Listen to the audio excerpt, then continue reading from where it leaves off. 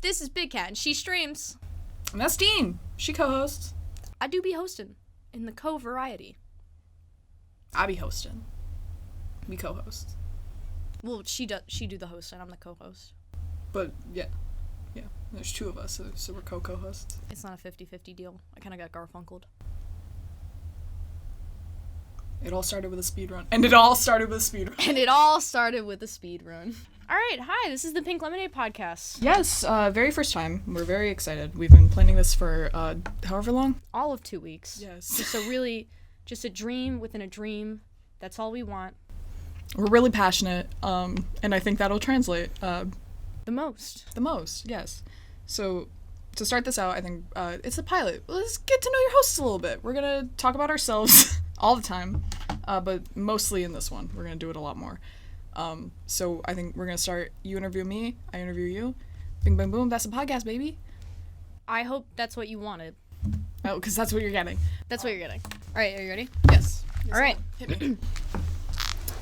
What's your name? BigCat. What's your full address? Full address?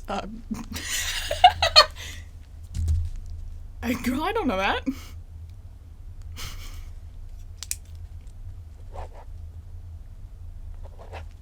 All right, let's get this interview started. What makes you qualified for this position? I've been passionate about... Hold on. Yeah? Didn't tell you the position. Right. I came in for the interview. I would know the position. Being everyone's favorite podcast host is a lot of responsibility, and it takes a lot of gumption. Moxie, if you will. So what makes you think that you have the goods? I don't know. That's why I'm interviewing you.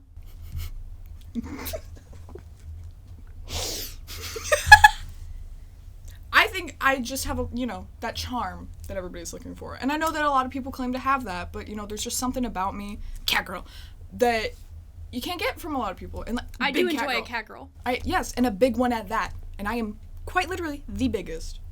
It's in the name. Of the cat girls? Of the cat girls. That's not nothing. That's not nothing at all. What is your favorite curse word?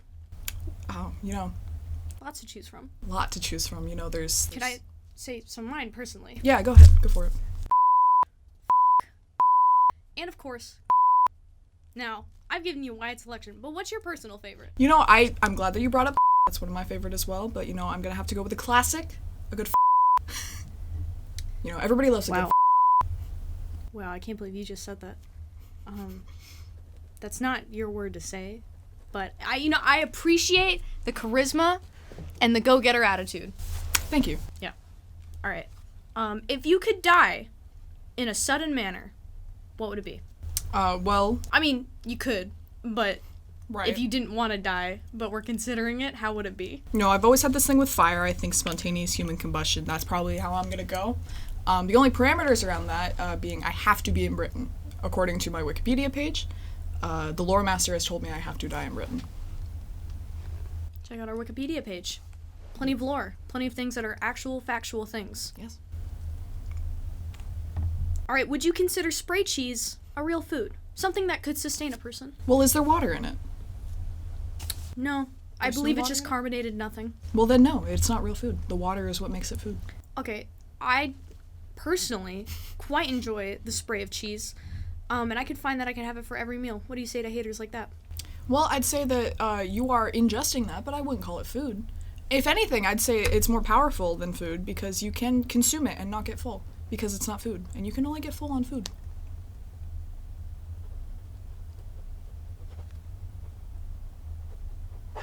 In 2019, the famous band Alabama Shakes was releasing plenty of albums, plenty of hits, plenty of singles, winning many Grammys, and of course, their well-known lead singer Brittany Howard left to go for a solo career and released her own single, and then followed with a solo album. Now, many fans are outraged because Alabama Shakes seems to be making no music after the fact, but people who support Brittany Howard want her to be the artist that she believes that she can be. What are your thoughts on that whole conflict, and what do you think her responsibility to her fans are, as included to her responsibility to her art? Is she serving? No, she's definitely serving. And there you go. I think that's all the answer you need. It actually isn't. In fact, some would say that isn't an answer.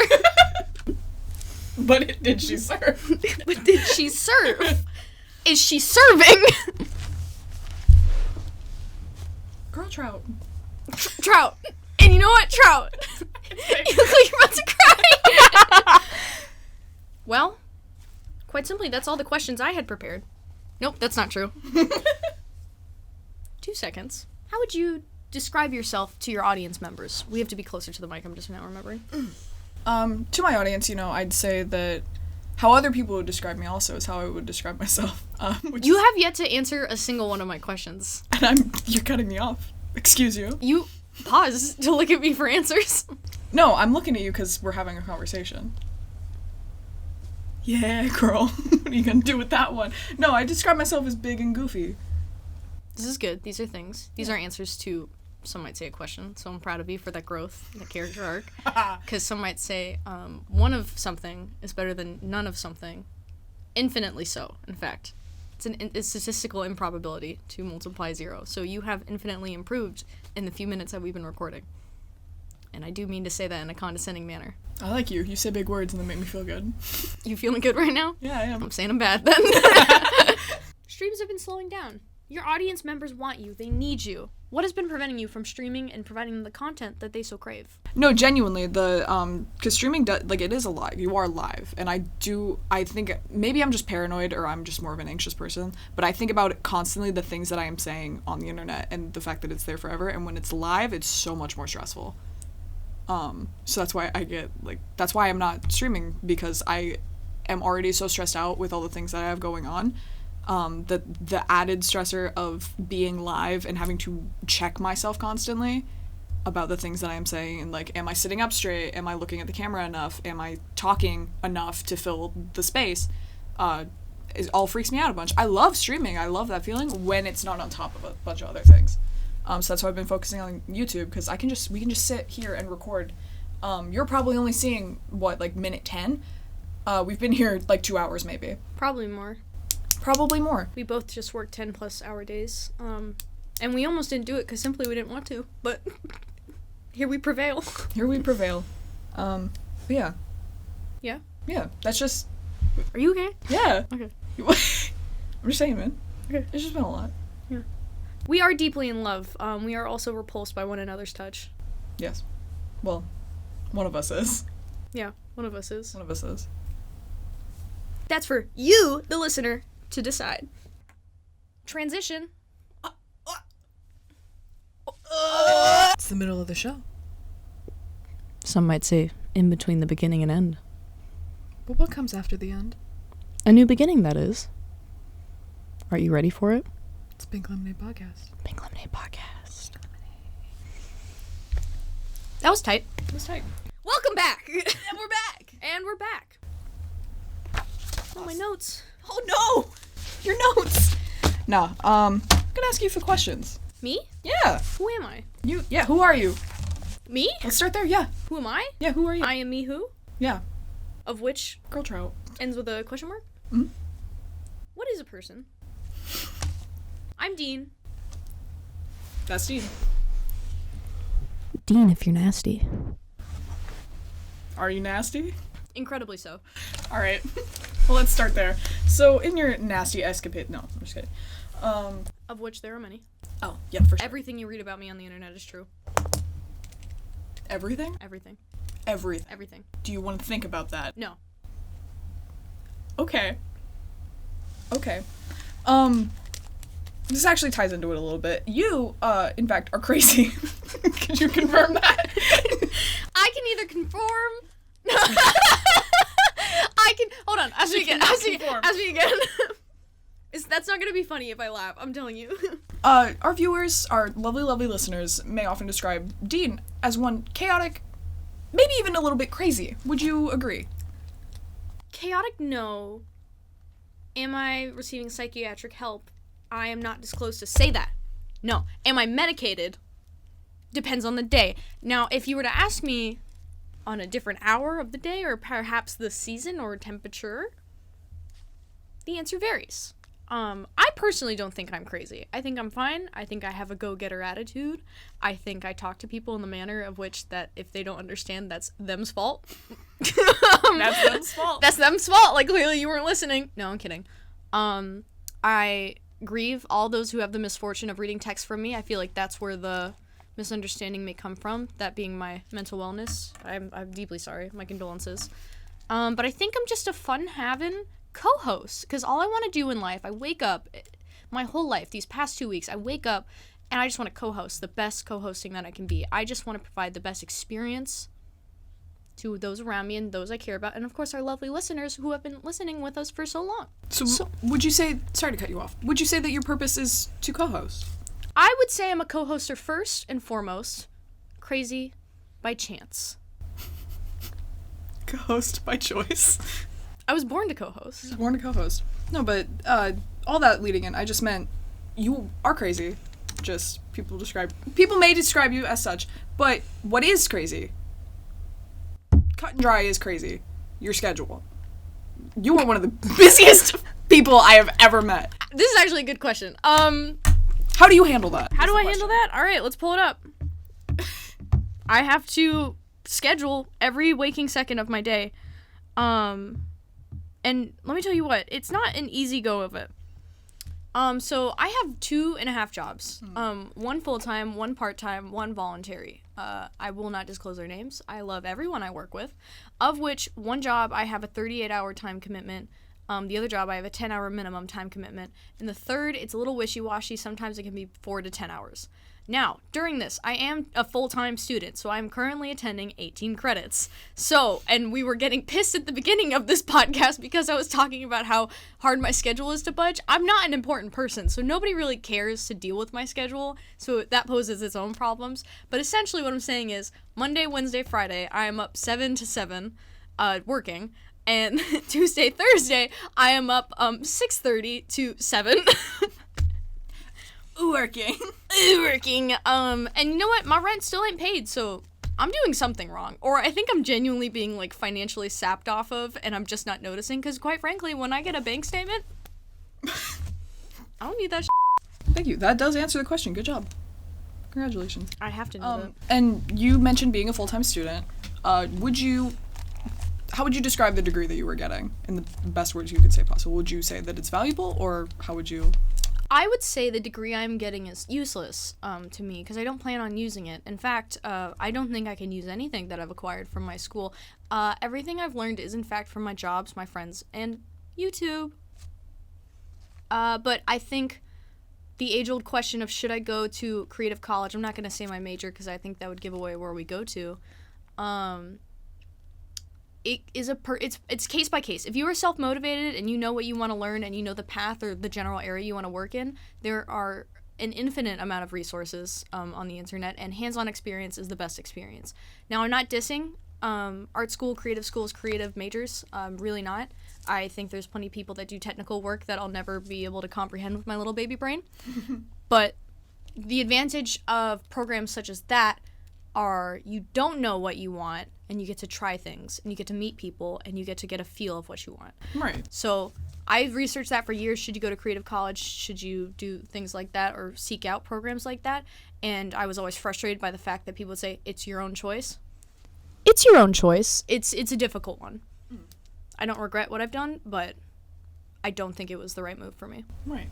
Working on stuff like this, how would you describe working with me, your lovely host, BigCat? It sucks. Even just before this, we were arguing because I knew terms and she knew terms, but we both don't know terms very well. So we both are very dominant people in conversations, and we don't know much, so we're hated by many people. Like, we like talking about what we want to talk about, and we don't know as much as we would want to. So when those things clash, it's not good. So we almost started a fight before setting this up because we were fighting over terms. So what you're describing is the horrors. The horrors. I'm inclined to ask, are there any good things working with your good buddy, your pal, you went to school with me, childhood best friend, your buddy BigCat? Well, you share a fridge with me, so there's incentive there not to up. I am in love with you. I tell you this like every couple of days. Mm-hmm. It's a very abusive relationship. What are the pros, you might say? That was the question.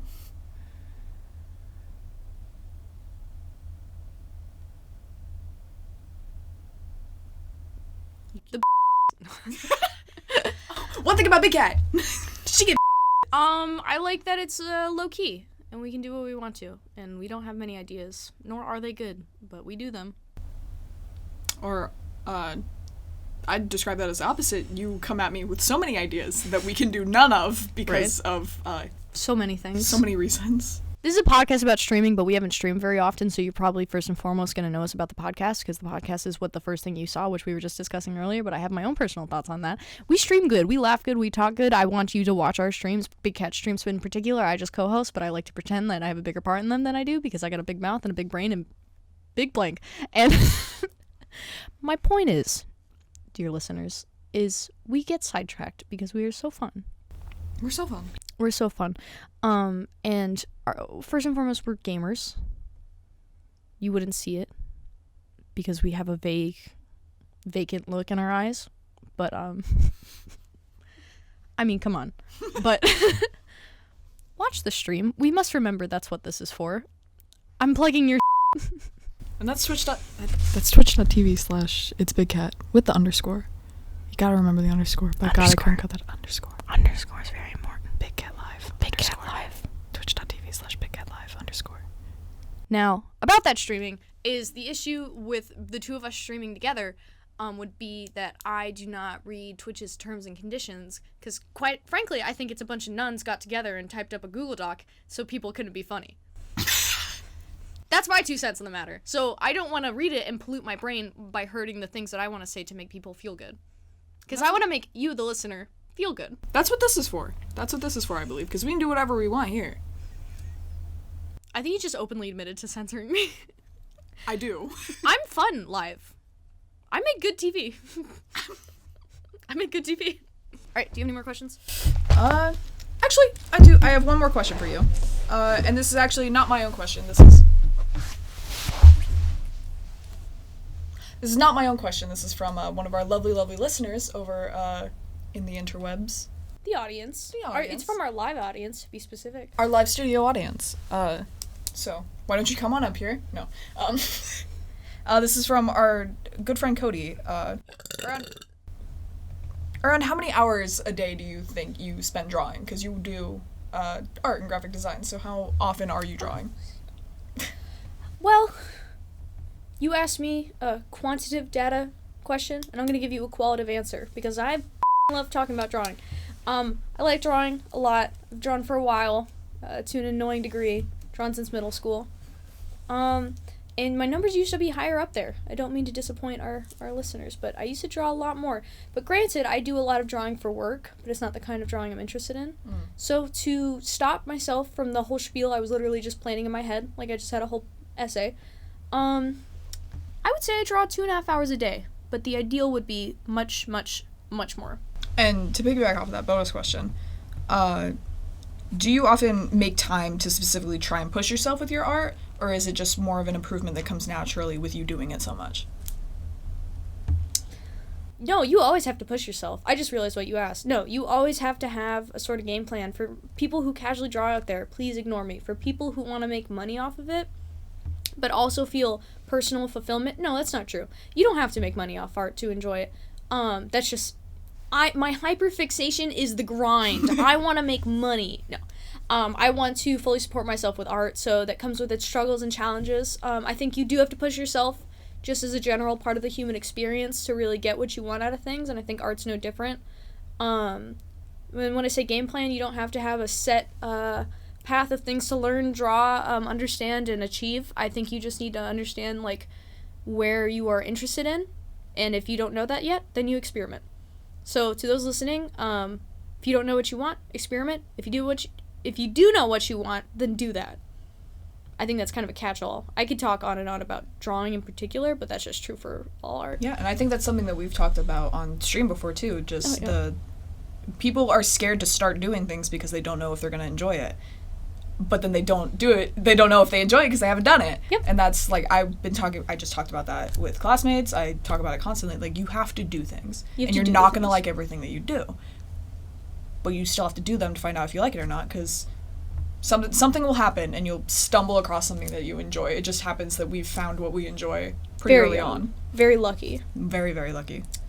But trust and believe, we tried a bunch of stuff. Oh my god, yeah, there's a base on my wall right now. What the was that about? I have a story somewhere about a wizard that's horny, and it wasn't supposed to be a comedy, but the point is, there are many things in the world, and you should try them, especially if you don't know what you like. It's a very difficult question to answer. Well, I think that's the first episode. That's Pink Lemonade. That's us. I'd say that's Pink Lemonade, all right. I'm Big Cat. I'm Dean. That's Pink Lemonade. Goodbye. Bye. What's in Pink Lemonade that makes it so poppin'? That's Pink Lemonade, baby. That's us. We're Pink Lemonade. Baby. Baby. Baby. Get out of my studio.